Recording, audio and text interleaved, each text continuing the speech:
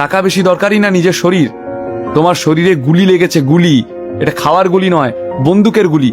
এটাকে যদি বের না করা যায় তাহলে ইনফেকশন হয়ে যাবে, আর ইনফেকশন যদি ছড়িয়ে পড়ে তাহলে তোমার প্রাণও চলে যেতে পারে। আর যদি তুমি বেঁচেই না থাকো তাহলে টাকা বাঁচিয়ে কি করবে? এইসব তুমি আমাকে আগে বলনি কেন? সব কাজের কথা সবসময় দেরিতে কেন বলো? নীলের মুখ থেকে এই কথাগুলো শোনার সঙ্গে সঙ্গে অবন্তিকা নীলের উপর আরো রেগে গেল। হে ভগবান, আমি একে নিয়ে কি করব? একে তো লোকের ভালো করো, তার উপরে কথাও শোনো। এখন চুপচাপ বসো। একজন পুলিশ অফিসার তোমার সঙ্গে আছে, ডাক্তার কিছু জিজ্ঞেস করবে না, আর কিছু জিজ্ঞেস করলেও আমি উত্তর দিয়ে দেব। এই কথা বলতে বলতে অবন্তিকা গাড়ি স্টার্ট দিল আর যত তাড়াতাড়ি সম্ভব সোজা হসপিটালে গিয়ে পৌঁছালো। হসপিটালে পৌঁছানোর পর ডাক্তার তাড়াতাড়ি নীলের শরীর থেকে বুলেটটা বের করলো। অপারেশন চলাকালীন নীলের শরীর কাঁপছিল, কিন্তু ডক্টর অবাক হয়ে গিয়েছিল যে এত রক্তপাত হয়ে যাওয়ার পরেও নীল নিজের জ্ঞান হারায়নি। এ কি করে সম্ভব? ডাক্তাররা নীলের কাঁধে লাগা গুলিটা বের করে দিয়েছিল, কিন্তু খুব বেশি রক্তপাত হওয়ার কারণে ডাক্তার অ্যাডভাইস করলো যে নীল আজকের রাতটা যেন হসপিটালেই কাটায়, যাতে ডাক্তাররা তাকে অবজার্ভ করতে পারে, কারণ দরকার পড়লে তাকে রক্ত দিতে হবে। কিন্তু নীল এই প্রস্তাবে রাজি হলো না। দেখো অবন্তিকা, তোমার কথায় আমি হসপিটালে এসেছি, গুলিও শরীর থেকে বেরিয়ে গেছে, এখন তো আমার আর কোনো ইনফেকশনও হবে না, তাহলে আমাকে হসপিটালে কেন থাকতে হবে? আমি একদম ঠিক আছি। হসপিটালের লোকেরা শুধু পয়সা খাওয়ার ধান্দা করে, আমি ওদের এসব চালাকি খুব ভালো করে জানি। মাথা চুলকে নীল বলল। নীল, তুমি কেন কারোর কোনো কথা শোনো না? অবন্তিকা খুব ভালো করেই বুঝতে পারছিল যে নীলকে বোঝানো তার কম্য নয়। হতাশ হয়ে সে বলল, আমার সঙ্গে আমার বাড়ি চলো, আমার কাছে ওষুধের খুব ভালো কালেকশন আছে, আমি তোমার ট্রিটমেন্ট করতে পারবো। তুমি আবার আমার কাছ থেকে টাকা পয়সা চাইবে না তো? মজার ছলে নীল বলল। Shut up. নীলের মস্করা এখন একদম ভালো লাগছিল না অবন্তিকার। তখনই অবন্তিকার হঠাৎ মনে হলো যে সে নীলের জন্য একটু বেশি চিন্তিত হয়ে পড়ছে। তার নিজের একজন প্রেমিক আছে, আর নীলও বিবাহিত, তাহলে তার হয়তো বাইরের একটা ছেলের জন্য এতটা চিন্তা না করলেও চলবে। অবন্তিকা এইবার আর নীলকে গাড়ি চালাতে দিল না, বেশ জেদ করে নিজেই ড্রাইভারের সিটে বসে পড়ল। নীল ওর এই কনসার্ন দেখে বেশ খুশি। সারা রাস্তা অবন্তিকার দিকেই তাকিয়ে রইল নীল। তোমার সঙ্গে থেকে বুঝতেই পারলাম না কখন সকাল থেকে সন্ধ্যা হয়ে গেল। এই সময় আমার কি তোমার বাড়িতে যাওয়াটা ঠিক হবে? তাহলে আমি আর কি করতে পারি বলো?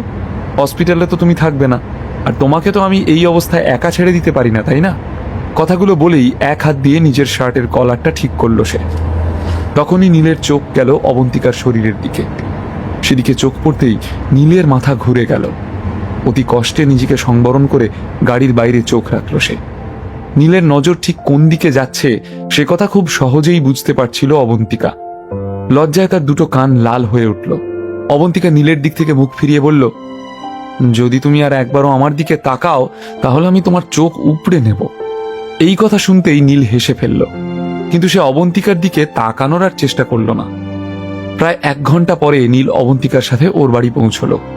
অবন্তিকা দরজা খুলেই নিজের বেডরুমে দৌড়ালো ফার্স্ট এড বক্স আনার জন্য।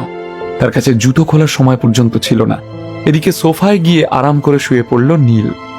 আসলে হসপিটালে ট্রিটমেন্ট হলেও গাড়ির ঝাঁকুনিতে বেশ ব্লিডিং হচ্ছিল নীলের, তাই বাড়ি পৌঁছানোর সঙ্গে সঙ্গেই অবন্তিকা ফার্স্ট এড বক্স নিয়ে এলো। প্রথমে একটু ব্যথা করবে, কিন্তু তোমাকে সেটা সহ্য করতে হবে। অবন্তিকা ফার্স্ট এড বক্সটা মাটিতে নামিয়ে রেখে নিচে বসে নীলের মাথার ব্যান্ডেজ থেকে বেরিয়ে আসা রক্তটা মুছতে শুরু করলো। ওফ গড, তোমার তো মাথার অবস্থাও দেখছি বেশ খারাপ।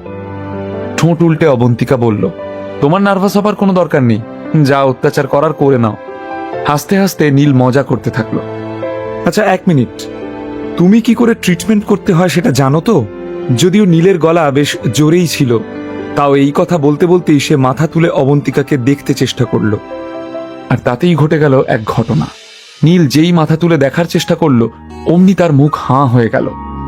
অবন্তিকার ঠোঁট জোড়া ঠিক তার চোখের সামনে ছিল। এই দৃশ্য দেখে বিদ্যুৎ খেলে গেল নীলের পুরো শরীরে, কিন্তু তাও সে তৎক্ষণাৎ মুখ ঘুরিয়ে ফেলল। আমি সবকিছু পারি, তোমাকে এত কিছু ভাবতে হবে না। অবন্তিকা এইবারও নীলের চোখ দুটোকে খেয়াল করেছিল, তাই রক্ত মুছতে গিয়ে জোরে নীলের মাথার ক্ষততে চাপ দিল। আহ আহ লাগছে, একটু আস্তে, একটু আস্তে আস্তে করো। নীল ব্যথায় কোকিয়ে উঠল। আমি তোমাকে গাড়িতেই বলেছিলাম যে তুমি যদি আমার দিকে আবার তাকাও তাহলে আমি তোমার চোখ দুটো খুলে নেব। গম্ভীর হয়ে বলল অবন্তিকা। এখানে তুমি আর আমি ছাড়া আর কে আছে? তোমাকে দেখবো না তো কাকে দেখবো? তাহলে এত এদিক ওদিক তাকানোর দরকার কি? কথাগুলো বলতে বলতে অবন্তিকা একটু লজ্জা পাচ্ছিল। আমি এদিক ওদিক কোথায় তাকালাম, না বোঝার ভান করলো নীল। তুমি সব জানো বুঝলে চাঁদু। অবন্তিকার সময় নষ্ট না করে নীলের মাথায় আরেকটা নতুন ব্যান্ডেজ বেঁধে দিল। বেশ কিছুক্ষণ ধরে দুজনেই চুপচাপ সোফায় বসেছিল। এমন সময় হঠাৎই নীলের ফোন বেজে উঠল, কিন্তু সে ফোনটা ধরলো না। নীল, তুমি তো আমায় তখন উত্তরটা দিলে না। তুমি ওই বাচ্চাটার জন্য নিজের জীবন দিতেও প্রস্তুত ছিলে, কিন্তু কেন? একটু ইতস্তত করে অবন্তিকা জিজ্ঞেস করলো। আমি কিছুই ভাবছিলাম না। যদি ওই বাচ্চাটার গুলি লাগতো তাহলে হয়তো ওকে আর বাঁচানো যেত না। আমার আর কি, আমি তো ইউজলেস। খুব ক্যাজুয়াল ভঙ্গিতে কথাগুলো বলল নীল। অবন্তিকা যতবার নীলকে দেখে তত অবাক হয়ে যায় সে। ছেলেটা দুষ্টু হলেও মনটা হীরের টুকরো। নীল খুবই নির্ভীক আর সাহসী একজন মানুষ। সে ঠিক আর ভুলের তফাৎ খুব ভালোভাবেই বোঝে, আর সেই সঙ্গে সে দয়ালুও। যত দিন যাচ্ছিল অবন্তিকা যেন নীলকে আরো কাছ থেকে চিনতে শুরু করেছিল। তোমার উপর দিয়ে আজকে অনেক ঝড় বয়ে গেছে, তার উপরে তুমি সকাল থেকে বাড়ির বাইরে আছো। হয়তো তুমি খুব ক্লান্ত, এখনো খুব বেশি রাত হয়নি। তুমি নিজের বাড়ি যেতে চাইলে যেতে পারো। আমিও খুব ক্লান্ত হয়ে গেছি আর এখন একটু রেস্ট নিতে চাই। কনসার্ন থেকেই বলল অবন্তিকা। তুমি এত নিষ্ঠুর কি করে হতে পারো? যখন তুমি জানো যে আমি কতটা অসুস্থ, তাহলে তুমি আমাকে এই অবস্থায় ঘর থেকে বের করে দিচ্ছ। বাড়িতে আমার বউ আছে, সে যখন আমাকে এই অবস্থায় দেখবে তাকে আমি কি উত্তর দেব? তুমি কি বলতে চাইছো? তুমি কি এখানে আমার সঙ্গে থাকবে এখন? অবন্তিকা ভেবাচাকা খেয়ে জিজ্ঞেস করলো। আমি এখানে প্রথমবার রাত কাটাচ্ছি এমনটা তো নয়।